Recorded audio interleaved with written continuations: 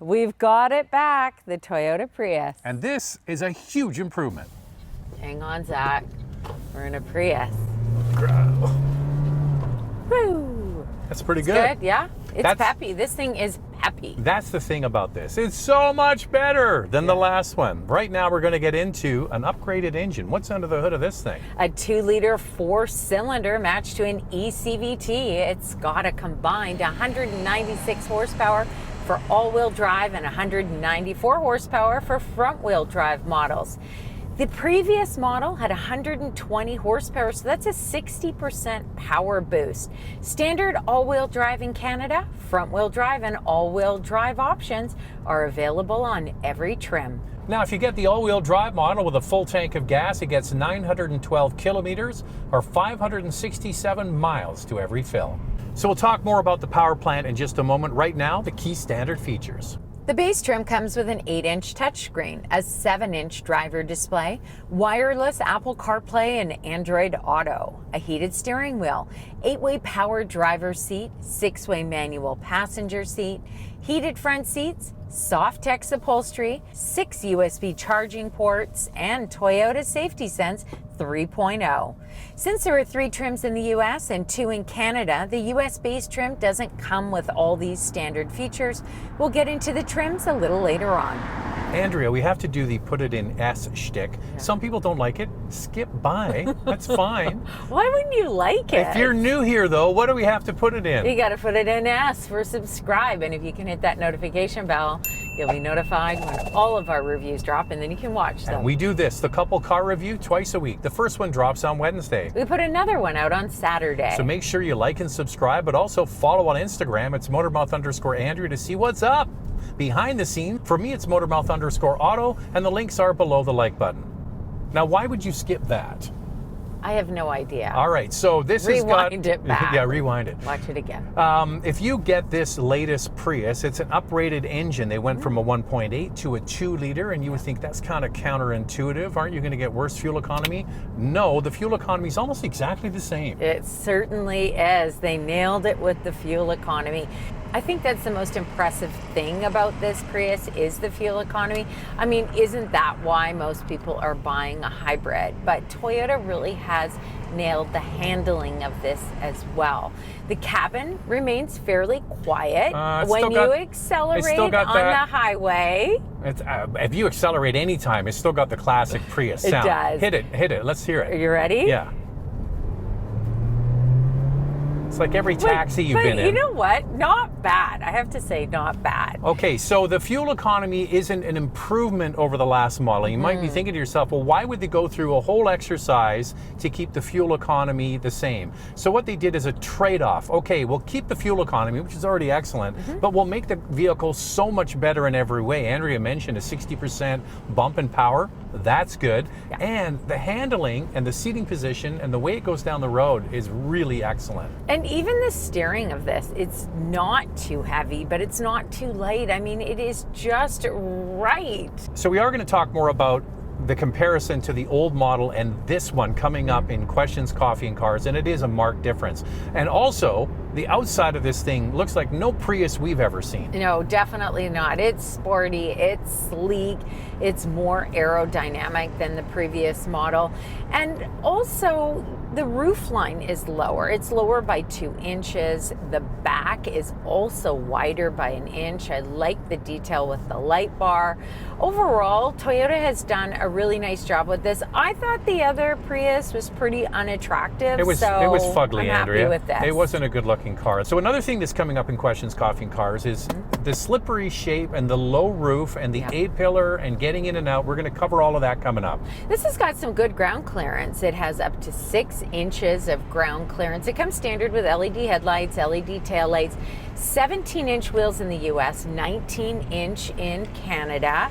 Because the US gets more of a stripped down base model, we get 2 trims in Canada.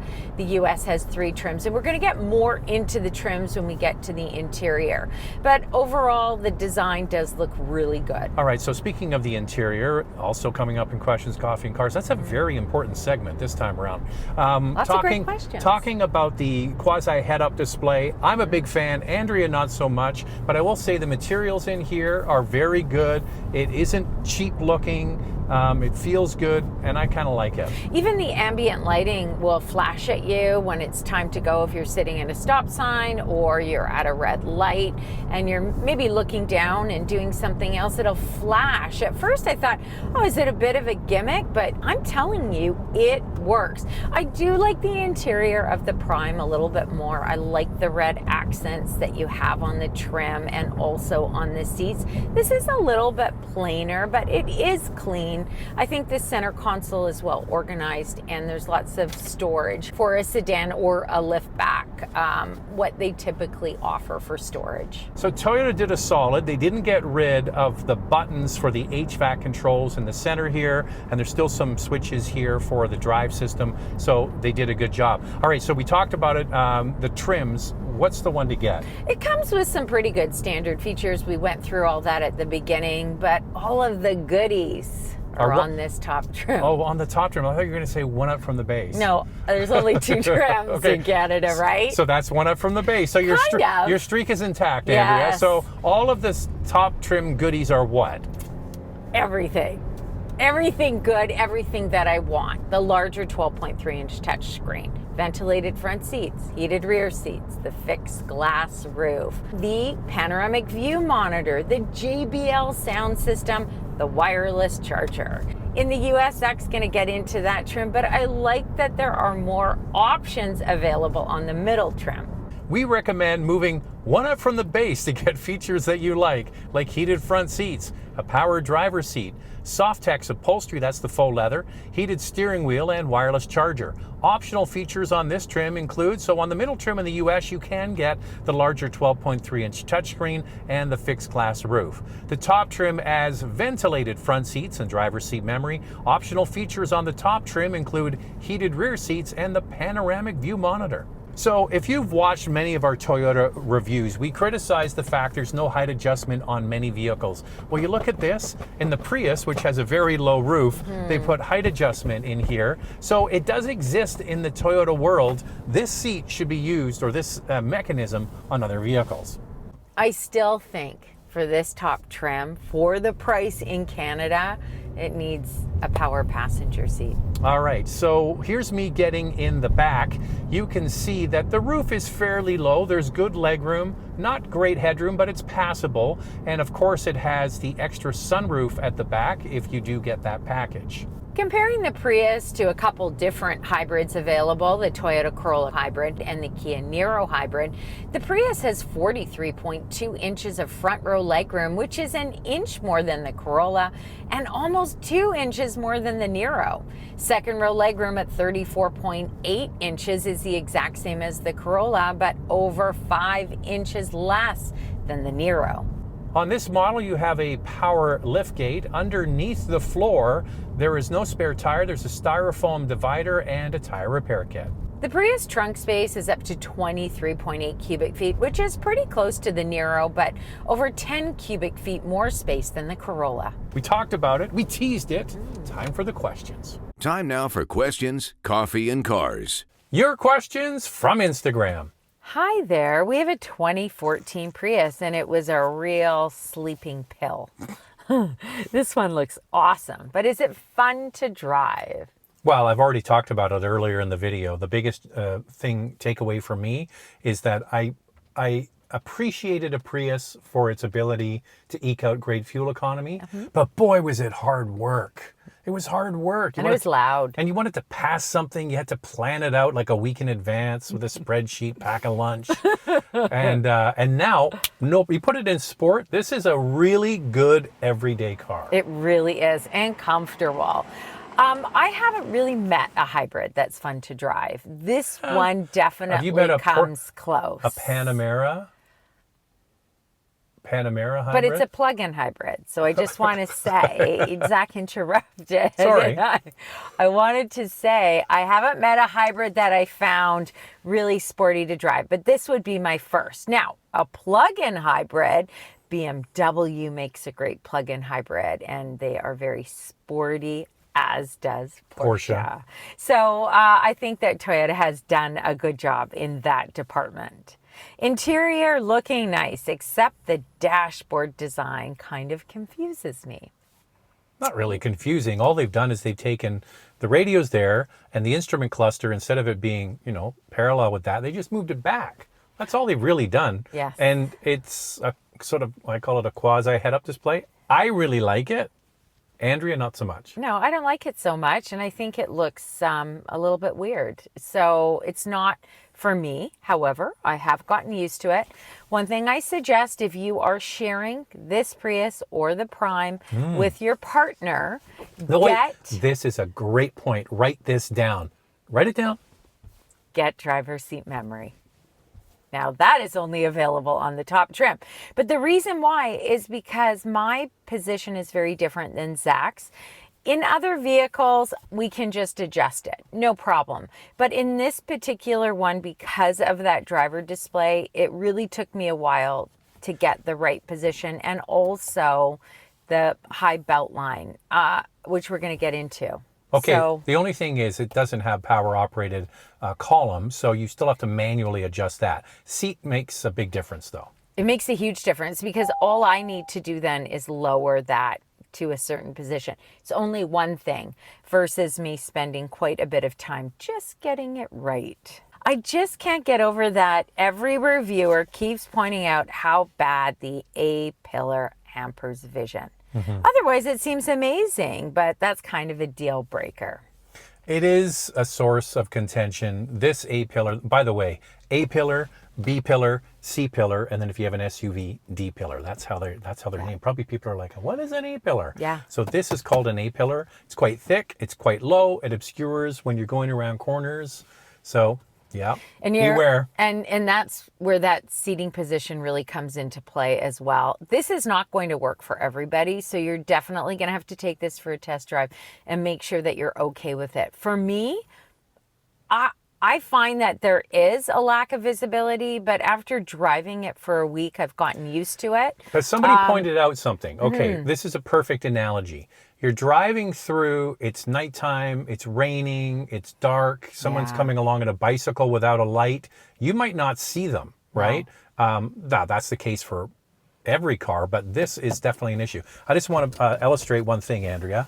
Torso of a giant. I got my microphone here. You ready? Oh, I also want you to start the car. Yeah, we're going to do that in a sec. Something. I just want to show you. Okay.